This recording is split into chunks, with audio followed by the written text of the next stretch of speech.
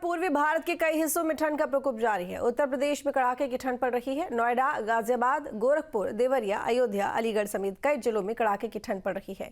न्यूनतम तापमान 2.5 degree Celsius से भी कम दर्ज किया गया है और इधर दिल्ली एनसीआर में भी पारा तेजी से लुढ़का हुआ है। तो बता दें आपको कि यहाँ 4.9 डिग्री सेल्सियस के आसपास न्यूनतम तापमान रिकॉर्ड किया गया है।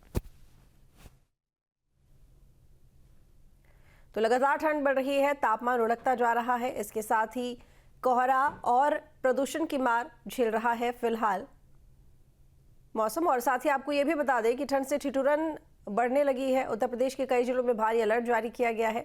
वहीं पहाड़ी क्षेत्रों में बर्फबारी की वजह से जिसका सीधा असर मैदानी क्षेत्रों में देखने को मिल रहा है। तो फिलहाल पूरा उत्तर भारत ठंड की चपेट में, और एक तरफ सर्दी का सितम, दूसरी तरफ प्रदूषण की मार। तो दिसंबर वाली ठंड की ये दस्तक, गलन वाली सर्दी से लोग बेहाल हुए। हालांकि प्रशासन की तरफ से भी तमाम इंतजाम किए गए हैं, चाहे बात यहाँ पर रैन बसेरों की जाए या फिर अलाव की जाए। और खुद प्रशासनिक अधिकारी भी निरीक्षण कर रखे हैं और नजर रखे हुए हैं हालातों पर, व्यवस्थाओं पर। तो बता दें आपको कि हर तरफ ठंड का सितम, तापमान जो कि लगातार गिरता जा रहा है। नोएडा, गाजियाबाद, गोरखपुर, देवरिया, अयोध्या, अलीगढ़ समेत कई जिलों में कड़ाके की ठंड पड़ रही है। न्यूनतम तापमान 2.5 डिग्री सेल्सियस से भी कम दर्ज किया गया है और इधर दिल्ली एनसीआर में भी पारा तेजी से लुढ़का है। यहाँ 4.9 डिग्री सेल्सियस के आसपास न्यूनतम तापमान रिकॉर्ड किया गया है। तो दिन ब दिन टेम्परेचर गिरता जा रहा है। उत्तर और पूर्वी भारत के कई हिस्सों में ठंड का प्रकोप जारी है। तो उत्तर प्रदेश में कड़ाके की ठंड पड़ रही है। नोएडा, गाजियाबाद, गोरखपुर जैसे तमाम जो जिले हैं, हर तरफ कड़ाके की ठंड पड़ रही है। न्यूनतम तापमान 2.5 डिग्री तक पहुंच गया है। वहीं दिल्ली एनसीआर की बात करें तो इस इलाके में 4.9 डिग्री सेल्सियस तक तापमान देखा गया है। हालांकि ये भी कहा जा रहा है आगे आने वाले दिनों में तापमान और भी ज़्यादा गिर सकता है, लेकिन दूसरी तरफ जो एयर क्वालिटी है वो भी ख़राब हो रही है। तो ऐसे में दिक्कत की बात यह है कि एक तरफ सर्दी जो कि ठिठुरने को मजबूर कर रही है, दूसरी तरफ प्रदूषण जो कि गंभीर समस्या है स्वास्थ्य के लिए। तो वो मरीज़ जिनको श्वास की प्रॉब्लम है, यानी कि सांस संबंधी दिक्कतें हैं, या फिर तमाम लोग जो इस समय बाहर निकलते हैं, उनको आंखों से संबंधित परेशानियां, सांस से संबंधित परेशानियां हो सकती हैं। तो ऐसे में अगर आप ही बाहर निकलते हैं घर से, तो कोहरा समझकर आप चले जाएं, यूं ही ये भूल ना करें। आप कोशिश कीजिए कि आप मास्क ज़रूर लगाएं, क्योंकि ऐसे में आप तभी खुद को प्रदूषण से बचा सकते हैं। तो कोहरा और स्मॉग, ये डबल अटैक लोगों को परेशान कर रहा है। एक तरफ सर्दी है, दूसरी तरफ प्रदूषण है, जिसकी वजह से दिल्ली एनसीआर का माहौल और मौसम दोनों खराब है। वहीं उत्तर पूर्वी इलाके में भारत में ज़बरदस्त ठंड पड़ रही है। पहाड़ों की बात करें तो लगातार बर्फबारी हो रही है, टेम्परेचर माइनस में जा रहा है। इसका सीधा असर मैदानी इलाकों में देखने को मिल रहा है और ऐसे में मैदानी इलाकों में ठंड दिन ब दिन बढ़ती जा रही है। टेम्परेचर लगातार कम होता जा रहा है। 4.9 डिग्री दिल्ली एनसीआर के आसपास न्यूनतम तापमान देखा गया है। 2.5 डिग्री तक जो न्यूनतम तापमान है वो उत्तर प्रदेश के जो बाकी इलाके हैं वहाँ दर्ज किया गया है। हालांकि मौसम विभाग का ये भी कहना है कि आगे आने वाले दिनों में ये तापमान और भी ज़्यादा कम हो सकता है, यानी कि सर्दी और भी ज़्यादा बढ़ सकती है। हालांकि महज 2.5 से 3 महीने की सर्दी होती है, लेकिन ज़बरदस्त ठंड पड़ रही है फिलहाल। देखना होगा कि दिसंबर एंड तक आते आते जनवरी शुरुआत में तापमान कहाँ तक पहुँचता है और सर्दी और ज़्यादा कैसे लोगों को बेहाल करती है। लेकिन वहीं अगर बात करें प्रशासन की, तो प्रशासन मुस्तैद दिखाई दे रहा है। वो तमाम लोग जिनके पास कोई आसरा नहीं, जिनके सर पर छत नहीं, जिनके पास घर नहीं, उनके लिए रैन बसेरों की व्यवस्था की गई है जगह जगह। और खुद प्रशासनिक अधिकारी रात के वक्त निकलते हैं, तमाम रैन बसेरों का जायज़ा लेते हैं, देखते हैं कि तमाम व्यवस्थाएं वहाँ ठीक तरह से चल रही हैं या फिर नहीं। और वो लोग जो रैन बसेरों तक नहीं पहुंच पाते हैं, सड़क पर ही रात बिताने को मजबूर होते हैं, उनको भी, उन ज़रूरतमंदों को भी ये जानकारी दी जाती है कि वो रैन बसेरों में आराम कर सकते हैं, ठंड से अपना बचाव कर सकते हैं। तो इसी के साथ हमारे साथ में हमारे संवाददाता जुड़ गए हैं। तो बता दें आपको, अमरीश पटेल हमारे साथ में जुड़े हुए हैं रायबरेली से। अमरीश, रायबरेली में मौसम की क्या तस्वीर देखने को मिल रही है?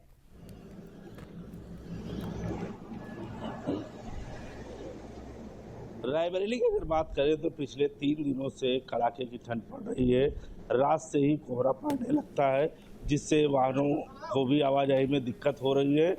फिलहाल जो जिस तरीके से दिन में कड़ाके की धूप होती है और रात में कोहरा और सुबह देर तक कोहरा पड़ता है, उससे कहीं न कहीं लोगों की जो हालत है, स्वास्थ्य में भी फर्क पड़ रहा है, स्वास्थ्य खराब हो रहा है लोगों का।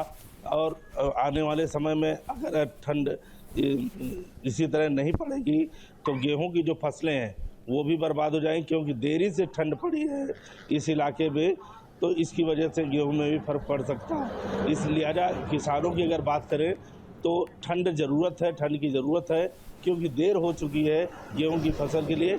लेकिन जिस तरीके से अब अचानक 3 दिनों में ठंड बढ़ी हुई है, इसको देखते हुए लोगों को बेहद परेशानी हो रही है। और स्कूलों की अगर बात करें तो जिलाधिकारी द्वारा स्कूलों के समय जो है 9 बजे के कर दिए गए हैं, क्योंकि छोटे बच्चों को दिक्कतें हो रही थी स्कूल जाने में। ठीक है, लौटेंगे आपके पास में अमरीश। जेबी सिंह हमारे साथ में जुड़े हुए हैं गोरखपुर से। गोरखपुर में तापमान कितना, जेबी? देखिए, यहाँ तापमान की बात कर रहे हैं तो तापमान में लगातार गिरावट हो रही है। न्यूनतम तापमान जो है 0 से 0 डिग्री सेंटीग्रेड प्रतिदिन जो है नीचे आ रहा है। और यहाँ पे पछुआ हवाओं ने जो है पूरी तरह से मौसम को कड़ाके की ठंड की चपेट में ले लिया है और यहाँ लोग जो है ठिठुरते हुए नजर आ रहे हैं। लगातार यहाँ जो है पछुआ हवाएं चल रही हैं और ये तराई का बेल्ट है। गोरखपुर जो है नेपाल और उत्तराखंड से सटा हुआ, ये नेपाल की पहाड़ियों से सटा हुआ जिला है और इस क्षेत्र में जो है लगातार अभी ठंड लगातार जारी है और यहाँ लोग जो है ठिठुरते हुए नजर आ रहे हैं। जी, अगर प्रशासन की बात की जाए तो किस तरह के इंतजाम किए गए हैं? अब देखिए, क्योंकि गोरखपुर तो मुख्यमंत्री योगी आदित्यनाथ का जाहिर तौर पर उनका जिला है, उनका शहर है, तो ऐसे में वहां पर फिलहाल सख्ती तो बहुत ज्यादा होगी। ऐसे में अगर रैन बसेरों की बात की जाए, अलाव की बात की जाए, तो किस तरह की व्यवस्था बनाई हुई है? देखिए, ये ठंड जैसे ही बढ़ना शुरू हुआ है, मुख्यमंत्री ने सख्त हिदायत दे दी यहाँ के अधिकारियों को और अधिकारियों ने यहाँ पर जितने भी रैन बसेरे हैं या फिर जहां भी गरीब बस्तियां हैं, वहां के लोगों के ताजा हालात लिए हैं कि ठंड से किस तरह से इनके बचने के प्रबंध हैं और रैन बसेरों में पूरी तरह से पक्के इंतजाम किए गए हैं। उनके रहने के उनके सोने के लिए खास तौर पर जो है व्यवस्था की गई है कि रैन बसेरों में किस तरह से ठंड से आने वाले लोगों को बचाव किया जा सके। आसपास के शहर के क्षेत्रों में जो हम ठंड से बचाव की बात कर रहे हैं तो यहाँ अलाव की जो व्यवस्था है वो भी यहाँ के नगर निगम ने पूरी तरह से सुव्यवस्थित कर दी है और यहाँ ठंड आने के पहले ही जो है लकड़ियों का एक जमावाड़ा यहाँ देखने को मिला। आपको बता दें कि यहाँ पे लकड़ियों को स्टोर कर लिया गया था पहले ही और इस समय जो है जबकि ठंड इतनी तेज बढ़ रही है तो अलाव की भी व्यवस्था यहाँ नगर निगम प्रशासन ने जगह जगह कर रखी है और अपने नगर निगम के पार्षदों को भी सख्त हिदायत दे रखा है कि कहीं भी लोग अगर ठंड से ठिठुरते नजर आ रहे हैं, कहीं नए पॉइंट अगर बनाने हैं अलाव जलाने के लिए, तो उसको पार्षद तुरंत सूचित कराएं। चलिए, ठीक है, आप दोनों का बहुत शुक्रिया तमाम जानकारी के लिए। तो पहाड़ों में बर्फबारी से एक तरफ जहां सैलानियों के चेहरे खिल उठे हैं तो वहीं जनजीवन पर भी बुरा असर पड़ा हुआ है। बता दें कि इधर मैदानी इलाकों में ठंड के साथ साथ प्रदूषण कहर बरपा रहा है। रिपोर्ट देखिए।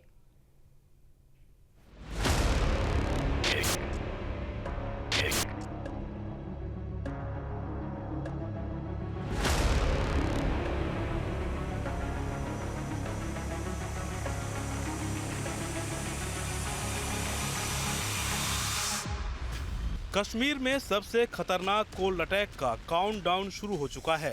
कश्मीर में इस साल नवंबर से ही बर्फबारी का दौर शुरू हो चुका है। दिसंबर में भी घाटी में अच्छी बर्फबारी हुई।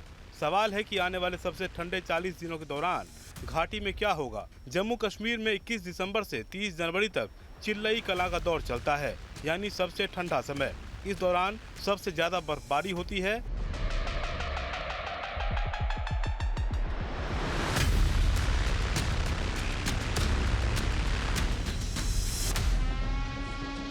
न्यूनतम और अधिकतम तापमान का अंतर बहुत कम रह जाता है। ज्यादातर जलाशय जम जाते हैं। इस बार जिस तरह से बर्फबारी हो रही है, उम्मीद जताई जा रही है कि इस बार पिछले साल के मुकाबले अच्छी बर्फबारी होगी। जम्मू कश्मीर की राजधानी श्रीनगर की बात करें तो इस साल श्रीनगर में अब तक बर्फबारी नहीं हुई है, लेकिन पूरा शहर भयंकर शीतलहर की चपेट में है। श्रीनगर में नवंबर से ही कड़ाके की ठंड पड़ रही है। वैसे बर्फबारी को लेकर इस साल अच्छी खबर हिमाचल से भी आई है। शिमला सहित हिमाचल के कई इलाकों में दिसंबर में बर्फबारी हो चुकी है। पिछले साल दिसंबर जनवरी के दौरान हिमाचल में भी बेहद कम बर्फ गिरी थी।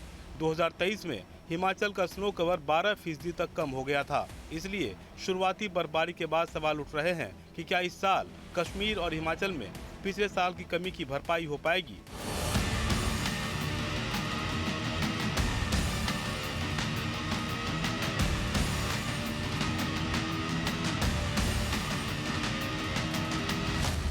पहाड़ों पर जबरदस्त बर्फबारी आम जनजीवन पर बुरा असर डालने लगा है। आम जनजीवन बुरी तरह अस्त व्यस्त भी हो रहा है। वहीं बर्फबारी का असर रफ्तार पर भी दिख रहा है। आपको अटल टनल की तस्वीर दिखाते हैं, जहां सड़क पर बर्फ जमने के कारण एक कार हादसे का शिकार होते होते बची। सड़क पर फिसलन की वजह से कार पूरी तरह अनियंत्रित होकर घूम गई। हादसे में कार चालक कार से नीचे गिर गया। उसकी जान बाल बाल बची। वीडियो में देख सकते हैं कि किस तरह सड़क पर बर्फ की परत कार चालकों के लिए मुसीबत बन गई। जरा सी गलती जानलेवा साबित हो सकती है। पहाड़ों में बर्फबारी का असर मैदानी इलाकों में भी दिख रहा है। राजधानी लखनऊ में शीतलहर ने अपना प्रकोप दिखाना शुरू कर दिया है। सुबह हल्की कोहरे की चादर भी नजर आई। न्यूनतम तापमान करीब 8 डिग्री सेल्सियस के आसपास रिकॉर्ड किया गया है, तो वहीं अधिकतम तापमान 24 डिग्री सेल्सियस पर है। मौसम वैज्ञानिकों का कहना है कि आने वाले दिनों में ठंड और भी ज्यादा लोगों को परेशान कर सकती है।